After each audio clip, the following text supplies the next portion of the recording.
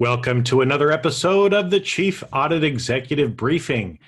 Hey, I know there's been a lot in the news recently about coronavirus, and I wasn't actually going to talk about it, but I think I need to.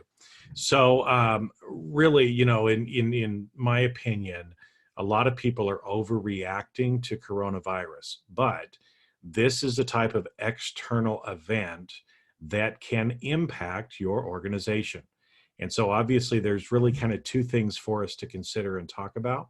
The first one is how this event is going to affect your organization.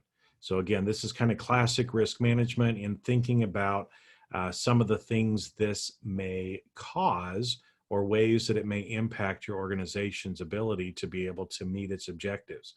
For some companies, this is going to be a good thing. For other people, it's going to be a bad thing. And so we'll talk more about that. The second one is how it actually impacts you and your team. And so again, in these short videos, I don't have enough time today to talk about both. So I want to focus first on the most important one, which is the impact to you and your team. And then next week, I'll talk more about some of the things or ways that this may be impacting your organization. So the first thing is, because of the coronavirus, there's obviously been a lot of concern around travel. And at first it was just traveling to certain places. Now it's kind of, we're starting to see already that there are travel bans, that companies are putting travel bans on their employees. So you can't travel anywhere.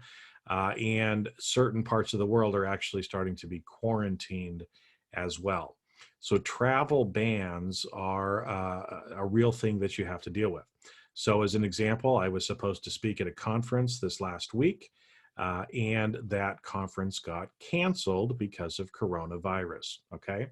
Now, I know, by the time that you're reading this, many of you may be going or be planning to go to GAM this next week. And I know already it's a little bit touch and go on whether or not GAM is going to happen.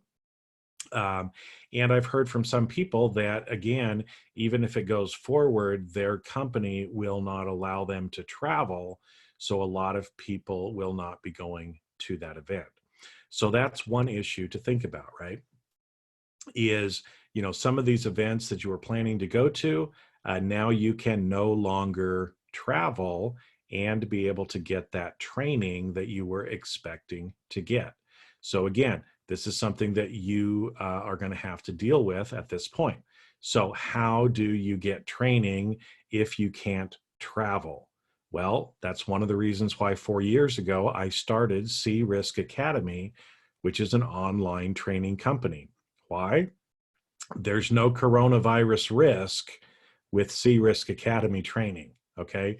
It's all virtual. So again, you can do things, you and your team can actually get trained from your home, from your office, wherever you happen to be, and you don't have to worry about anything like a travel ban or maybe contracting something like coronavirus. Okay, so I've included links down below for that because again, if you're someone who maybe was planning to go to GAM next week, can no longer go to GAM, but you still need to get trained, here's an option for you.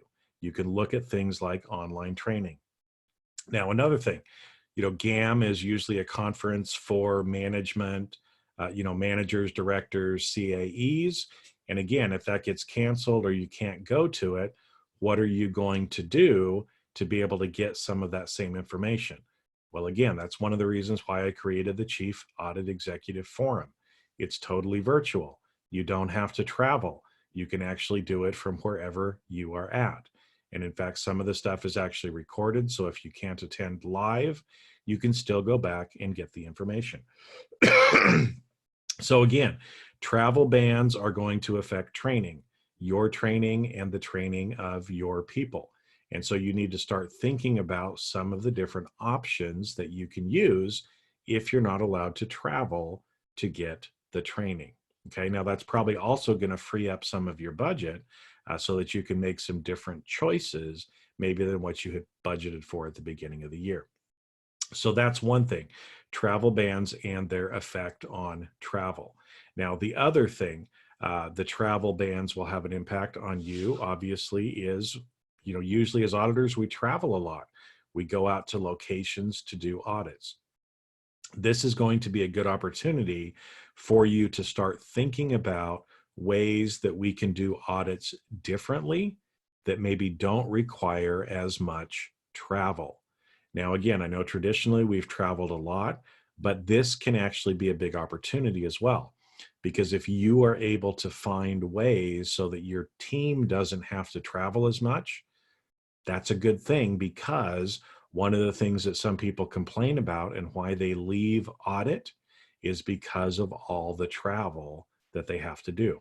So this gives you, like I said, it's kind of a risk in the one way that some of the work that you had planned, you may not be able to go out and do because you can't be on site, but it gives you an opportunity to start thinking about ways to audit more remotely or virtually, that you can start to incorporate in and reduce some of the travel on some of your staff.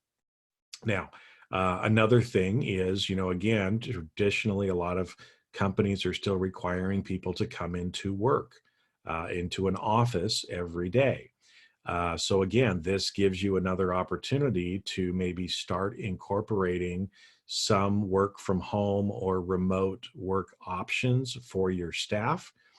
Even if that's, I know I was talking to somebody in Seattle, their whole company building is shut down and everybody is effectively quarantined and working from their house at least through the end of March, and it may go into April depending on what happens. So again, if you're being kind of pushed towards this, think about options that you can start providing your people to maybe start working more remotely. Again, just like we talked about with travel, it's a risk in the short term, but it can be an opportunity in the long term. And the reason why, a lot of workers today would like to be able to do some work from home. Now, I'm not talking about, completely outsourcing and just never having people come in the office, but start to think about what are some ways that you can start incorporating some of this even going forward. Maybe let your people work from home 1 or 2 days a week, and just kind of see what works for you, but start to think about it. Use this event as an opportunity for you to start changing what you're doing. Now, the last thing around this is, as it relates to you and your team, is for you to be sensitive to your team, okay? Now, as I told you at the beginning, I think everybody is overreacting to this. We've had things like this happen before. It'll probably die down fairly quickly. I think people are overreacting. Now, that's my personal opinion, okay? And so I choose for myself not to overreact on that. However, for people on my team, right, I need to be sensitive to the fact that some of the people on teams are really freaking out about this. They're afraid. And so, again, even though I may not feel that way, I need to be emotionally intelligent and realize that people do have those fears and do some things, even if I think they're kind of silly, just to help reduce some of the fear and anxiety that people are feeling. And so I want you to think about that too for your team. What are some things you can do? If you know there's certain people on your staff that are really anxious and fearful about this, what are some things that you can do, and be flexible during this time? When people are freaking out, be a little bit more flexible. Things are going to settle down. They're going to go back to normal. You're going to be able to get back to doing what you're doing. But at this point in time, it might be good for you to be a little bit more lenient, a little bit more flexible, and really understand and address people's fear and anxiety. When you do that and help them kind of calm that down, that's another thing that actually builds a relationship and trust going forward between you and your team. So with that, that's all I have for you for today. So like I said, think about how coronavirus is actually affecting you and your team. Go back, listen to this again if you need to, and start thinking about, what are some ways that we can get trained, maybe where we don't have to travel, or change how we are organizing and doing our audits, maybe some remote work options. And again, it's a reminder, Sea Risk Academy, no corona risk with that. Your people can get trained literally at home or in the office, wherever they happen to be. And the same goes with the Chief Audit Executive Forum. Again, if you're missing out on GAM or some other things like that, where in the past you've gotten support and you're not going to have that going forward, make sure to click on the link. If the CAE Forum is something that sounds right for you, just book your 30-minute, no obligation call. Let's talk about it and see if it's right for you. If it is, we can get you in and you can get that support this next year and for the years to come as well. So with that, my friends, have a great rest of your week, and I'll talk to you next week.